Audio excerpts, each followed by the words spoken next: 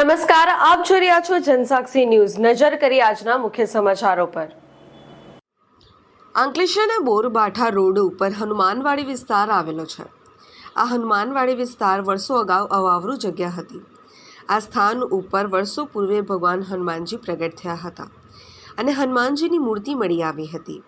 બાદ ભક્તોએ મંદિરનું નિર્માણ કરી શાસ્ત્રોક્ત વિધિ સાથે પૂજા અર્ચના અને હોમ હવન કરી ભગવાન હનુમાનજીની મૂર્તિની સ્થાપના કરી। ભક્તોની આશા પૂર્ણ કરતા હોવાથી આ મંદિર આશાપુરા હનુમાનજી તરીકે પ્રચલિત થયા અને આશાપુરા હનુમાનજી મંદિર ખાતે ભક્તો દર્શનાર્થે આવી પોતાની બાધા તેમજ માનતા રાખતા હતા અને તેઓની મનોકામના પૂર્ણ થતી હતી।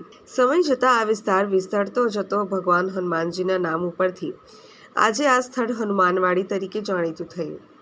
સમયની સાથે ભક્તોએ મંદિરનો જીર્ણોદ્ધાર કરી ભવ્ય મંદિરનું નિર્માણ કર્યું હતું। અગાઉ આ મંદિર ખાતે કંચનલાલનો અખાડો ચાલતો હતો। અખાડામાં પહેલવાનો કુસ્તીના દાવ કરતા હતા તેમજ રમતગમત સહિતના દાવ શીખવવામાં આવતા હતા। આશાપુરા હનુમાનજી મંદિર ખાતે ઘણા સમયથી અનસુયાબેન આચાર્યનો પરિવાર આજે પણ પૂજા અર્ચના સાથે સેવા કરી રહ્યા છે। આશાપુરા હનુમાનજી મંદિર ખાતે હનુમાન જયંતીની ભવ્ય ઉજવણી કરવામાં આવે છે।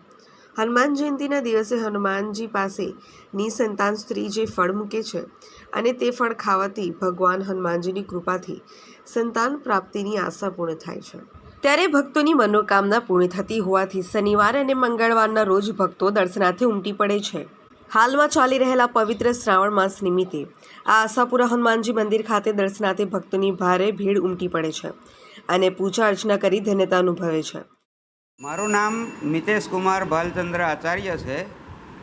હું અહીંયા હનુમાનવાડીમાં જ રહું છું અને દર શનિવારે કે મંગળવારે આ મંદિરમાં દર્શન કરવા માટે આવું છું અને ઘણા શ્રદ્ધાળુઓ આ મંદિરમાં દર્શન કરવા માટે આવે છે અને એમની મનોકામના પૂર્ણ થાય છે। અહીંયા આશાપુરા હનુમાનજી વિરાજમાન છે। આ એરિયાનું નામ પણ એમના નામથી જ હનુમાનવાડી તરીકે ઓળખાય છે। આ વર્ષો પુરાણું મંદિર છે। અહીંયા પહેલાં કંચનભાઈ શ્રીનો અખાડો પણ હતો। ત્યાં બધા પહેલવાનો કુસ્તી કરતા હતા। ત્યારબાદ અહીંયા મોટી મોટી આરએસસીની મિટિંગો પણ થતી હતી। આ હનુમાનજી સ્વયંભૂ પ્રગટ થયા છે। નાની એવી મૂર્તિ નીકળી હતી તે અહીંયા આજે પણ વિરાજમાન છે। અહીંયા દર વર્ષે હનુમાન જયંતીનો મહોત્સવ થાય છે। ત્યાં યજ્ઞ આખો દિવસ ચાલે છે। તેના ફળ નિમિત્તે જે સ્ત્રીને સંતાન ના થતું હોય તે ફળ ખાય તો એને સંતાનની પ્રાપ્તિ અવશ્ય મળે છે। અહીંયા હાલ શ્રાવણ મહિનો ચાલે છે। સૌ ભક્તો આવે છે, એમની મનોકામના આશાપુરા હનુમાનજી પૂર્ણ કરે છે। પિન્ટુ મોદી, જનસાક્ષી ન્યૂઝ, અંકલેશ્વર।